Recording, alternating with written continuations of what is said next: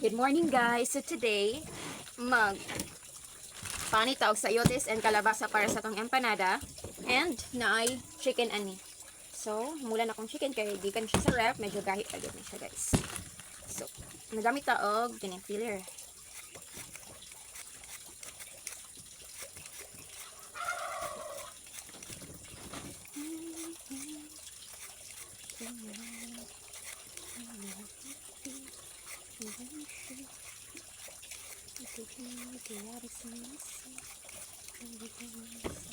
So mao nang sayot. Okay, sayo gid. Walang sayoti ag kalabasa among isa. Ako isagol guys kay kung patatas ug carrots guys, mahal kayo ang kilo sa patatas ug mahal kayo ang kilo sa carrots.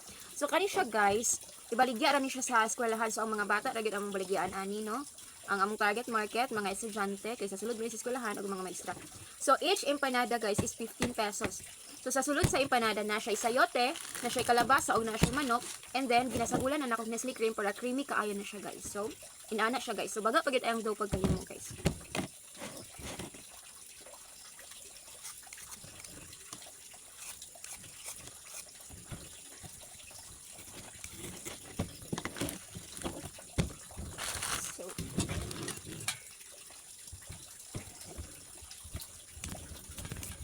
Una to. So kini siya color green siya guys, kini palit naman siya sa guys ano. Tadtara knife og kini isa ka kaanto chili guys. So ni siya height kini siya.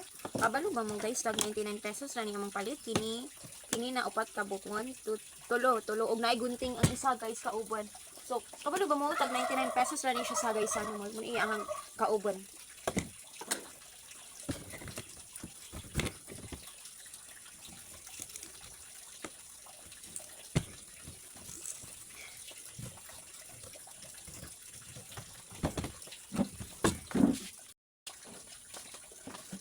Nara guys, akong gikuha ang Nestle cream. Kaya ako man yung gibutan dito sa sulod sa kwarto guys. So mano siya. Sige, sagdanan nato ang paghiwa-hiwa guys. Come with me. Kabalo mo, ako gini siyang gina-document. Kay ganahan kay ko mag-video-video. No, para balikan po kun ba. Jada kaayo akong gi makabalo bitaw mo guys. So una ako gusto mag-ingon ani pero wala ko'y mga gamit. So karon na ako yung gamit. Na ko'y molder sa empanada guys.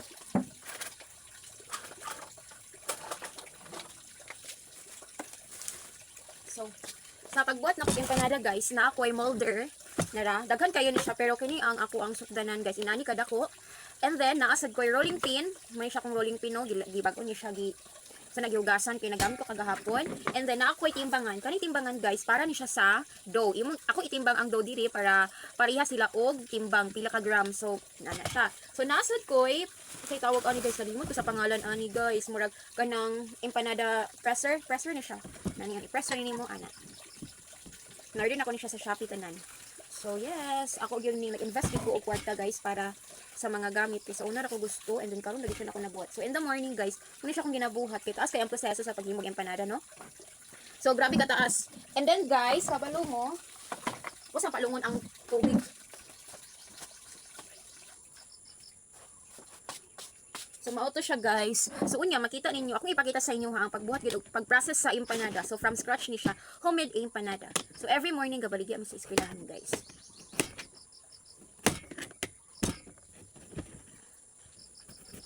Hait kayo siya, mag-careful lang dito gamit ani guys. Super duper hait.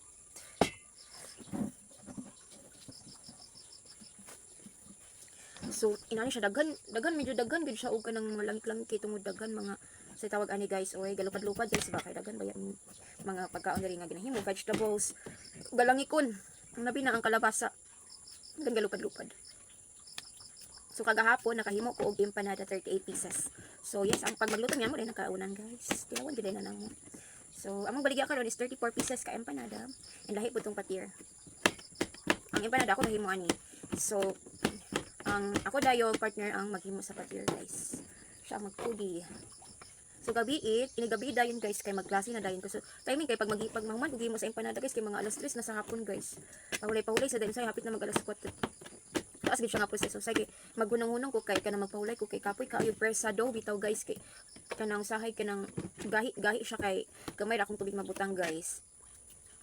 So karon ako na gid siyang ko anong dagan-dagan na tubig kanang humok ra siya kay para dali ra siya press.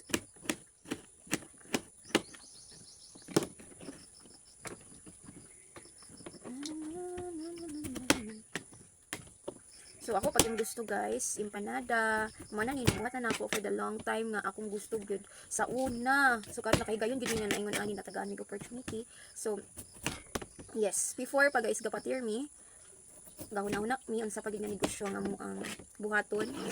So nani siya.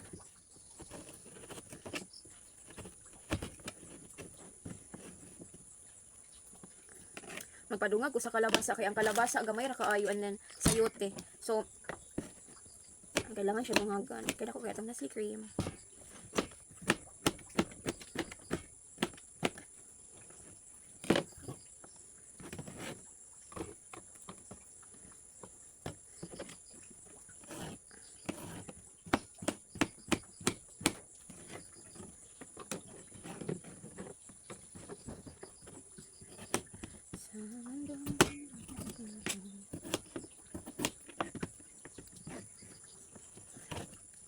So kamo guys, kindly comment kung isa nga mga feelings ang inyong ginahimo para sa empanada. Kaya ako sayo na kayo nga feelings guys. Itatao baratuhon para maka-afford pud ang mga estudyante. Kung mahalon nga feelings imong isulod sa imong empanada, so syempre mahal pud imong pagbaligya. So kailangan man nato nga makiter ang target market kung pila ra sa kanila ma-afford. Kaya lisod pud estudyante ra pud sila. So ina na guys atong apason. Atong lamion balag barato ra tag 15 pero lami kaayo siya. So atong siguruhon nga ang quality gid atong apason para magbalik-balik ang customer. Bisan pa na barato kasi kay naka-help ta, kaon sila, makabuhat ta kung sa tong passion or gusto. Ano siya kung passion guys, ang pagluto-luto. Naka-sideline pa ko kay kasahay wala ko schedule sa morning, dili ko makatudlo sa isod na. So ina siya guys, kung naa ko'y schedule sa pagtudlo guys, unong-unungan gyud nako siya kay magtudlo sa ko 25 minutes or 1 hour balikan na sad nako. Ina siya guys, grabe gid siya. So, thankful kaayo mi. Ganahan kayo ko sa kong schedule guys. Bisan nara ko sa balay kay makaklase ko online and then makaluto pa ko kung sa kung gusto na sa tawag ani guys, ma-enhance pa na ko akong skills ug ayo kay tataw na ko sige mo ani. Kabalo ka mo, ika 4th try or 5th try ko sige og balik-balik og himo og empanada or feelings para ma-perfect lang gid ang ilahang timpla. Ang dough, grabe sad kay ang dough guys. Kailangan jud nimo pakiramdaman og ayo ang imuhang dough. Dili pwede basta kay siya, humok na kay imong dough or gahi kaayo. So, ano siya guys, it takes time no para ma-perfect gid siya. Dagan kay nga error akong gibuhat ani para ma-perfect gid siya ang timpla. So, ako ginipa-timpla sa iyo, okay ba? And then they said na okay na. Mo din siya. So dili lang kay kanif nga feelings akong buhaton tuwon na asay lain-lain na flavor or timpla. So kindly comment guys kung unsa nga flavor or inyong gusto ipabuhat sa ako kanadang barato ra ma-afford dira sa mga bata pud. So kindly comment kung unsay tsada, kay gahuna-huna kapud ko kung unsa nga tsada, unsa nga mga flavor ang ako apang gusto lutuon or idungag ani. Kabalo mo sa paghimo og ingon ani or puti siya, pero therapy kaayo siya kay maka-focus ka, singot-singoton pa ka, maka siya sa stress, makawala siya sa stress kay ga-focus ra ka sa usa ka butang kini, which is ang pagluto. So dinha nimo mapagawas imong mga stress hormones, mga therapy like to focus lang sa usa ka butang. Kung gusto nimo nga na-achieve or gusto nimo matuman, maybe dili pa karon pero maabot na ang panahon nga mabuhat nimo. Sama sa ako kung tugay ra miga plano ani or tugay ra ko plano ani. Pero ako nagiging pangusgan mo ani. Ang mga idungag sa momento ang empanada. Kay we already have naman the patir. So kanisa naman sa empanada. So, ayun nga, ipakita na ako sa inyo ang pag-process sa pagbuhat sa feelings guys. Okay, see you! Mao na niya akong ipanggutan taran guys. Inani kadaghan na kalabasa og sayote guys. Ano siya?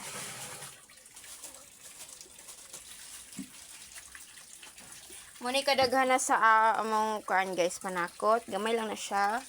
Among manok. Na guys. So kamulo kong luto diri guys. Nagwashing ang isa guys. Kay daghan kay milabunan ko ayha pag balik among tubig diri guys. On and off ang water diri guys by schedule. Nara. So diri lang giluto sa kahoy guys kay wala pa mi stove, wala pa mi electric nga lutuan. So diri lang sa guys. Daghan sa may kahoy guys oh.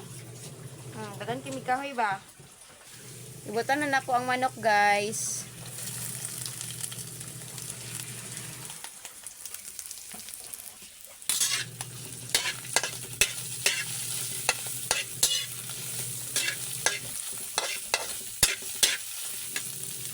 Tangan na tog asin.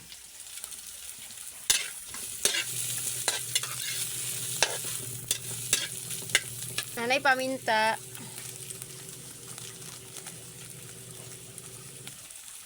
bitsin.